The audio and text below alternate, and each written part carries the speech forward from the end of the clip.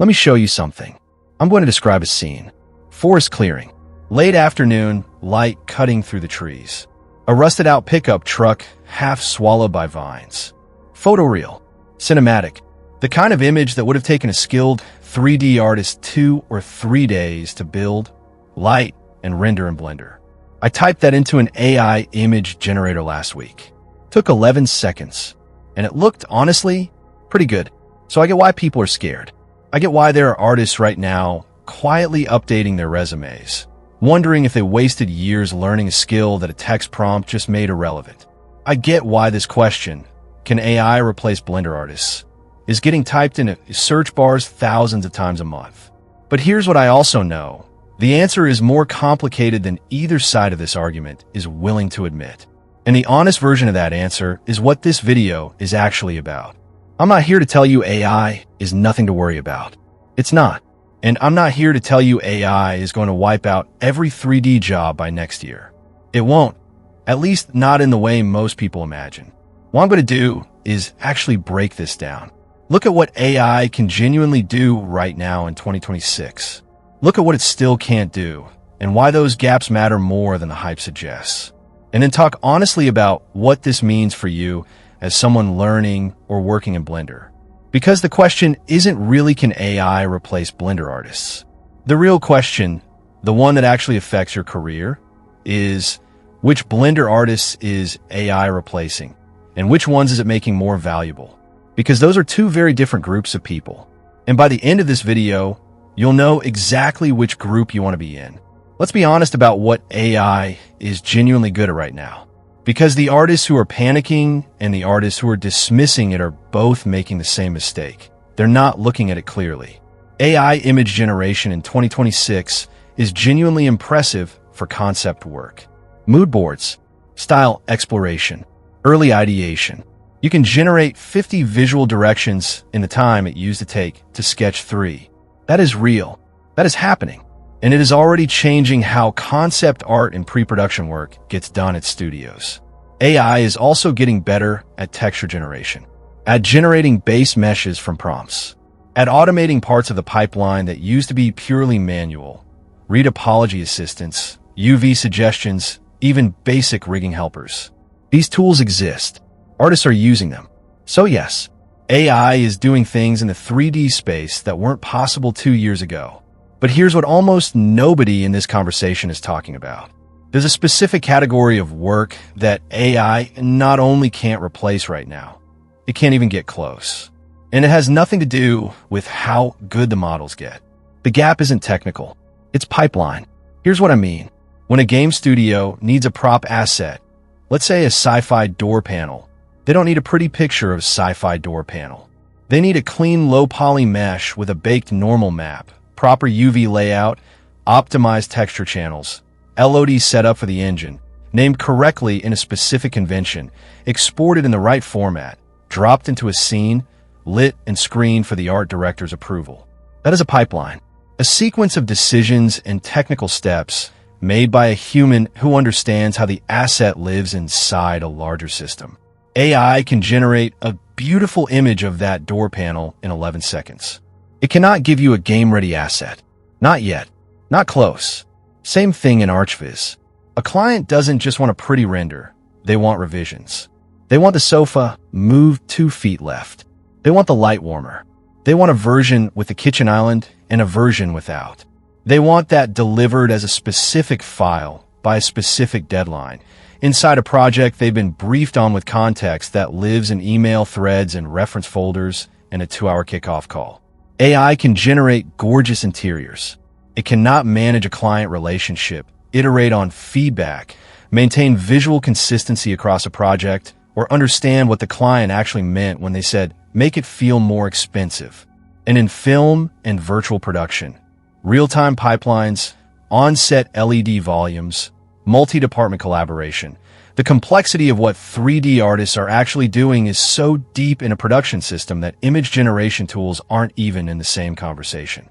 The work AI is replacing is isolated visual output with no pipeline context. Stock imagery, generic concept boards, low-stakes single renders with no revision cycle. The work AI is not replacing, and in some cases actively making more valuable, is technical pipeline work, client-facing iteration, and anything that lives inside a complex production system. Which brings me to the part of this conversation that almost nobody is saying out loud. Here's the uncomfortable truth. There's a group of 3D artists who are already losing work to AI. Right now. Not in theory, in practice. And when I say that, most people assume I'm talking about junior artists. Entry-level people. Beginners. But that's not quite right. The artists losing work to AI right now share a specific characteristic, and it has nothing to do with their skill level or how many years they've been working. It has to do with how they position themselves. And once I explain what that characteristic is, you'll immediately understand both why they're vulnerable and exactly what to do differently. The artists losing work to AI right now are the ones who position themselves as output providers rather than problem solvers. Let me explain what that means in real terms. An output provider says, I make 3D renders. Here's my portfolio. A problem solver says, I help real estate developers close deals faster with photorealistic renders that make their projects look built before a single brick is laid. Same skill, completely different value proposition. AI can replace output. A client who just needed a render, generic, no specific context, low stakes, can now get that from a prompt. If you built your entire positioning around being the person who produces the output, you are competing with a tool that works in 11 seconds and costs almost nothing. But AI cannot replace a problem solver. A problem solver has context, history with a client, understanding of a specific industry's needs, the ability to manage a revision cycle, the judgment to know when the brief is wrong and say so. The accountability that comes with being a real person, a real business, is trusting with a real deadline. This is why I keep coming back to the same idea on this channel. And I'll link the video that goes deeper on this. Commercial positioning is not a soft skill. It is the skill that determines whether AI is your competitor or your assistant. The 3D artists who are thriving right now in the AI era are treating AI tools as workflow accelerators. They're using AI to generate texture variations faster, to explore lighting moods before committing to a setup, to speed up the parts of their pipeline that don't require their specific judgment, so they can spend more time on the parts that do. They didn't get replaced by AI. They got faster because of it. And that speed advantage makes them more competitive, not less. The artists who are struggling are the ones who ignored AI entirely and kept working exactly the same way, and the ones who panicked, decided the skill was dead, and stopped developing. Both of those are the wrong response. Okay, so we've established what AI can and can't do. We've talked about who's losing work and why. We've talked about positioning, but I want to get specific now, because depending on where you are in your Blender journey, just starting out somewhere in the middle or already working, the implication of all of this is actually different. And there's one group of people watching this video right now who I think are getting the most confused signal from the AI conversation. People who are telling them something that sounds logical on the surface, but is actually pointing them in exactly the wrong direction. Let me break this down by where you are. If you're just starting out, learning Blender right now, the advice circulating in some corners of the internet is don't bother learning 3D. AI is going to replace it. I want to be direct with you. That advice is wrong, and it's costing people real opportunities. Here's the reality. The pipeline skills, modeling, UV unwrapping, baking, texturing, rigging, real-time optimization, these are not being automated away. They're getting augmented.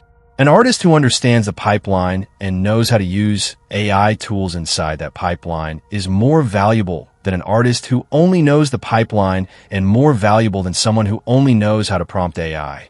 Learning Blender right now is not a bet against AI. It's a bet that understanding the technical foundation makes you better at using every tool in the ecosystem, including the AI ones. Start learning. Don't wait. If you're somewhere in the middle, building your skills, not working professionally yet, your job right now is to get pipeline complete as fast as possible. Not just modeling. The full loop, model, bake, texture, export engine. Because pipeline complete artists are the ones AI can't replace. Half-pipeline artists, people who can model but don't understand the rest, are more exposed because AI can generate the visual output without the rest of the pipeline. Also start paying attention to which market you're building toward. Because the 4 markets paying consistently right now, ArchViz, Product Viz, Motion Graphics, Real-Time, all have different AI exposure levels. Product Viz, for example, is being impacted faster than game art or virtual production. Know your market's trajectory, not just its current state. If you're already working as a 3D artist, the question you should be asking is not, will AI replace me? It's where my current workflow is AI already better than I am, and am I using it? If you're still manually doing things that AI tools can do faster, certain texture generation tasks, certain concept exploration phases, certain repetitive pipeline steps, and you're not using those tools, you are slower than your competition. That matters. But more importantly, look at how you're presenting yourself to clients or employers. Are you an output provider or a problem solver? If a client could get your deliverable from an AI prompt, that's a positioning problem you need to fix before the market fixes it for you. The 3D industry is not dying. It is restructuring. The floor is dropping for generic, low-context visual output. The ceiling is rising for artists who are technically fluent, pipeline complete, commercially positioned, and smart about using every tool available to them, including AI. That is the honest answer to the question. Now, everything I've said today assumes you already know what market you're building toward, what specialization you're developing, what pipeline you're getting complete in. But if you don't know that yet, if you're still trying to figure out where to point your Blender skills so that you're building towards something real and not just learning in circles, that's exactly what the next video on this channel is about. I'm going to break down the specific 3D specializations that are growing right now in 2026, how to evaluate which one fits where you actually are, and how to start positioning yourself in that direction, even if you don't have a single client or credit yet. Subscribe so you catch it when it drops. Turn on the bell. I post consistently, and the next one builds directly on what we covered today. And drop a comment right now. Tell me, are you worried about AI as a 3D artist? Are you already using AI tools in your workflow? Or are you somewhere in the middle, not sure what to think? Drop it below. This is genuinely one of the most important conversations happening in the 3D space right now, and I want to know where you're landing on it. I'll see you in the next one.